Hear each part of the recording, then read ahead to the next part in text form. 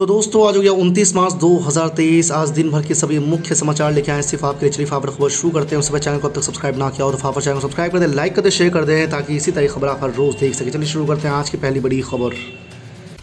कर्नाटक विधानसभा चुनाव की तारीखों का ऐलान बुधवार को हो चुका है। भारत निर्वाचन आयोग की तरफ से जारी कार्यक्रम के अनुसार दक्षिण भारतीय राज्य में एक ही चरण में 10 मई को वोट डाले जाएंगे। वहीं 13 मई को मतगणना होगी। राज्य की 224 विधानसभा सीटों पर सत्तारूढ़ भारतीय जनता पार्टी, कांग्रेस और जनता दल सेकुलर दावेदारी पेश कर रही है। संभावनाएं जताई जा रही है कि मुकाबला त्रिकोणीय हो सकता है। लक्षद्वीप के सांसद मोहम्मद फैजल की लोकसभा की सदस्यता बहाल कर दी गई है। उन्हें एक मामले में सजा के बाद सदस्यता चली गई थी, लेकिन हाई कोर्ट से सजा पर रोक के बाद उनकी सांसदी वापस मिल गई है। हाई कोर्ट से सजा पर रोक के बाद भी मोहम्मद फैजल को सांसदी बहाल होने का इंतजार था और इस संबंध में कोई फैसला ना होता देख उन्होंने सुप्रीम कोर्ट में अर्जी दाखिल की थी। हालांकि सुप्रीम कोर्ट में सुनवाई से पहले ही उनकी सांसदी को बहाल कर दिया गया है। पंजाब कांग्रेस के पूर्व प्रमुख नवजोत सिंह सिद्धू की रिहाई की आस एक बार फिर जगी है। सिद्धू 34 साल पुराने रोड रेज मामले में पटियाला सेंट्रल जेल में सजा काट रहे हैं।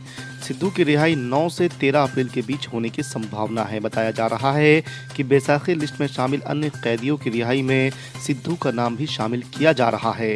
दरअसल पंजाब सरकार ने कैदियों की रिहाई के लिए कमेटी बनाई हुई है। कमेटी ही इस बारे में अपनी सिफारिशें देंगी।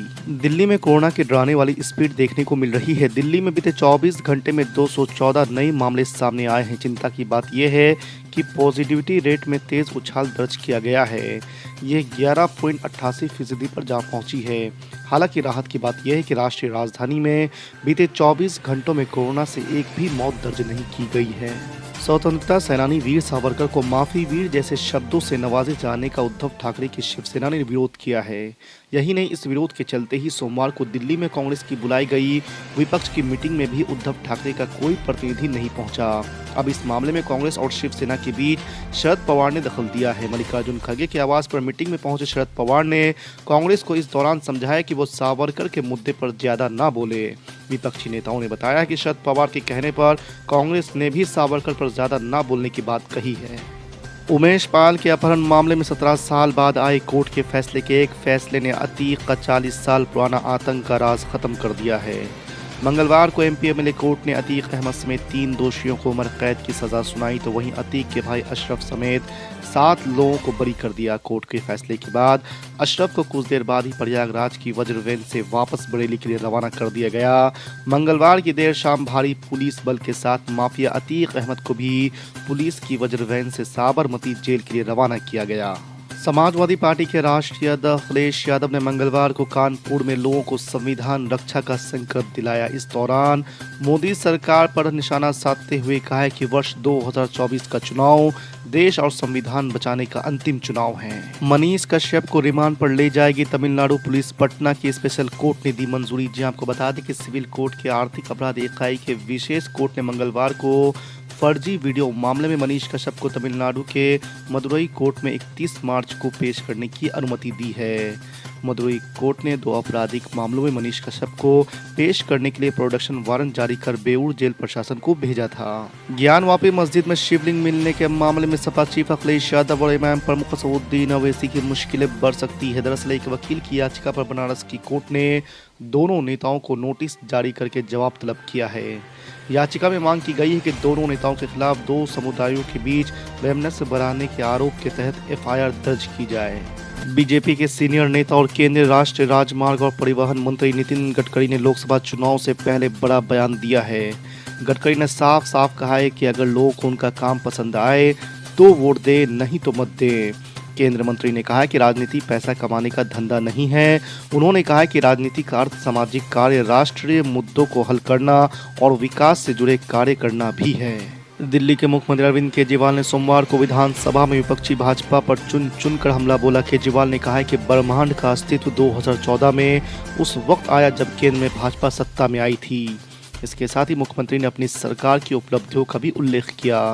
उन्होंने कहा कि उनकी सरकार का दिल्ली मॉडल भ्रष्टाचार मुक्त मॉडल है। लोगों ने ऐसी व्यवस्था पहले नहीं देखी थी।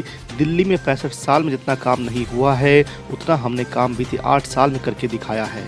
यूपी में निकाय चुनाव का रास्ता साफ हो गया है। सुप्रीम कोर्ट ने चुनाव के लिए हरी झंडी दे दी है। यूपी सरकार की तरफ से कोर्ट को बताया गया है कि ओबीसी आयोग ने ट्रिपल टेस्ट के आधार पर अपनी रिपोर्ट सबमिट कर दी है।